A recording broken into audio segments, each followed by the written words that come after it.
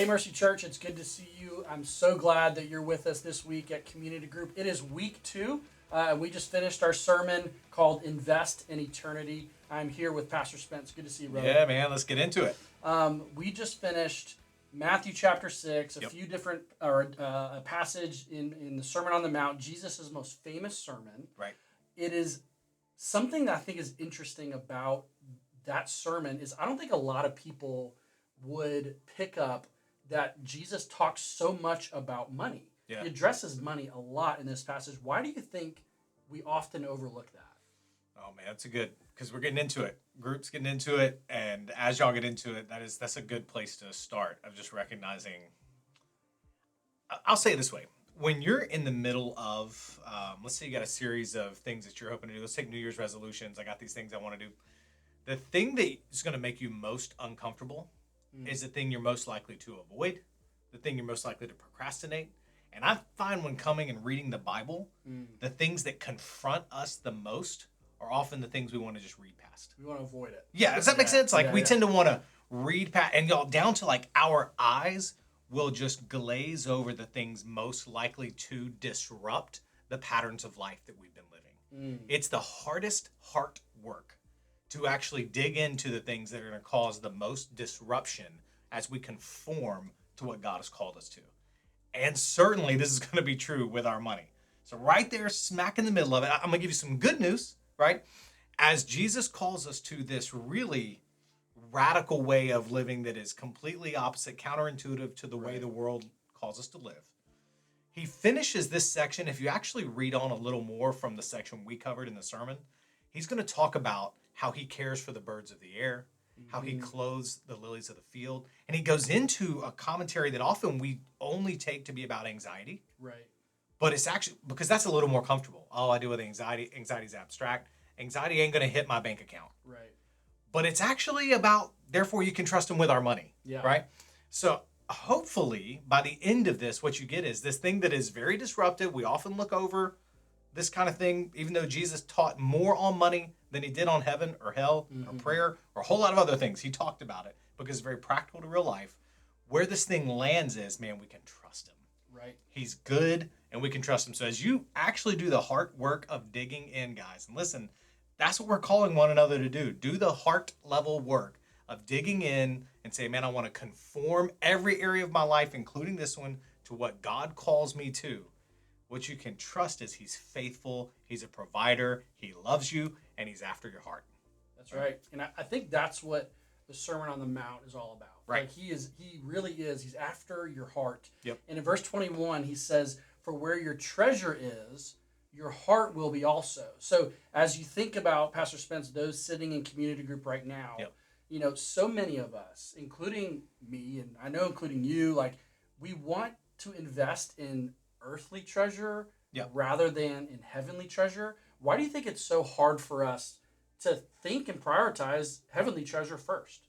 Yeah, I'd say a couple of things are going on in our heart usually. One is we don't teach on it enough, and so I'll own that.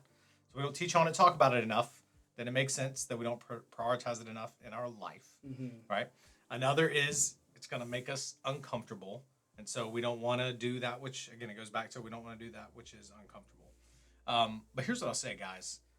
I want to just assure you, not only is God faithful to provide, man, I think we don't catch, you talk, why don't we do this? I think we don't understand or haven't experienced the joy of generosity. That's right.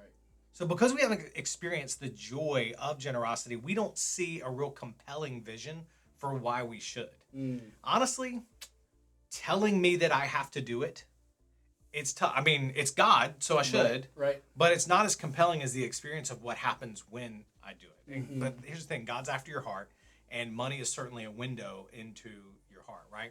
Man, I know that there may be just this mindset of, am I just giving because God tells me to give? And I want to basically say, let your trust in the Lord lead you enough to start giving. And then I think what's going to happen on the other side of that is it's going to ignite some passion in you for the things of God and for the mission of God. And you're just going to have, this is another faith step. All of life This is why one of our key values is we help people take their next step in following Jesus. Mm-hmm. Because every area of life, man, we're just taking another step. And this is one of those. And I'm telling you, our money is like a channel through which the Lord ignites our hearts towards his purposes and what he loves. So I'm telling you, take a step of faith, trust him. This is why our primary goal in the All to Him series is 100% engagement. Mm-hmm. Because if you'll just trust him a little bit, man, he is going to, I think, light a fresh fire for his purposes and his glory through your giving. Yeah, that's really helpful. You know, one of the things that Jesus tells us is that we can't serve both God and money, right? And I loved how in this sermon you gave us some handles on how to put eternity first in our budgeting.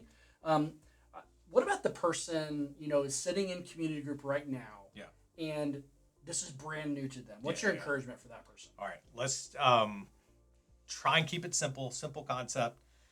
Instead of the way the world would tell you to think about giving is give your leftovers, give your surplus. This goes back to Jesus and the widow, right? The rich were just giving out. It wasn't the problem that they were rich. It was just they were giving out of their surplus. Right.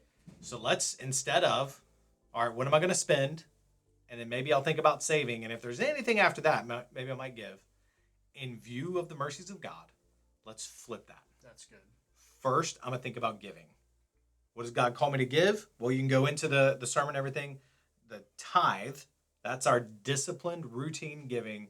That's our first 10% of what, it's all his, you know, but what are we giving? And I'll talk about that in a second. And then we spend, and then we save, right? Or actually, then we save, then we spend would be the best. So give, save, spend instead of spend, save, give. Yeah, that's good. To that person also, if you've never done this before, I just say start somewhere. Make tithing your aim, right? Tithing to the local church, right? That's the hub of New Testament hub of ministry is the local church. Old Testament hub of ministry, temple, New Testament church. That's to the local church. First 10%, and then offerings above and beyond that as the Lord calls and as you felt led. But I'd say start somewhere, all right? Yep. Tithing isn't the ceiling. It's more the floor in the New Testament than the ceiling. But start somewhere and trust the Lord. Because that's ultimately what it's going to come to is, do you trust God?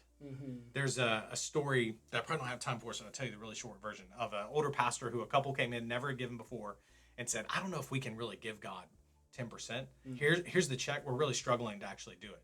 And he said to them, well, how about I put it in my drawer here, and if you can't make ends meet in a month, then I'll give it back to you. And they said, let's do that.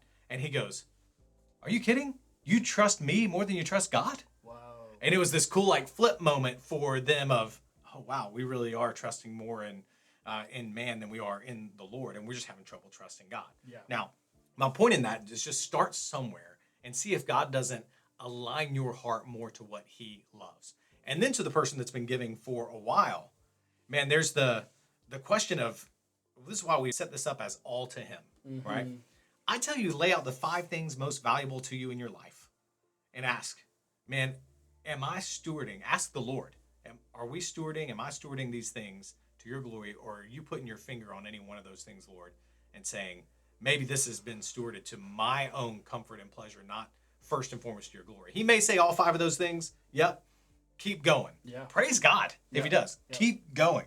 But there is always a next step we can take, all the way down to, I know a guy who got to the point where he was like, I want to reverse tithe. And that was what he called it, which is basically saying, I want to give 90% and live off 10%. Now, that was something that took him his whole life to get to, and eventually he got to do it, where he switched it all around. I don't know. The point is, he was always looking for a next step, and it got him all the way to that. I think it's the heart of, I want to keep going and seeing because the more I do, the more I invest in eternity, the more my heart is on the things of eternity, the more I get caught up in God's greater plan. Yeah. And that's what we're after. Yeah, that's really helpful.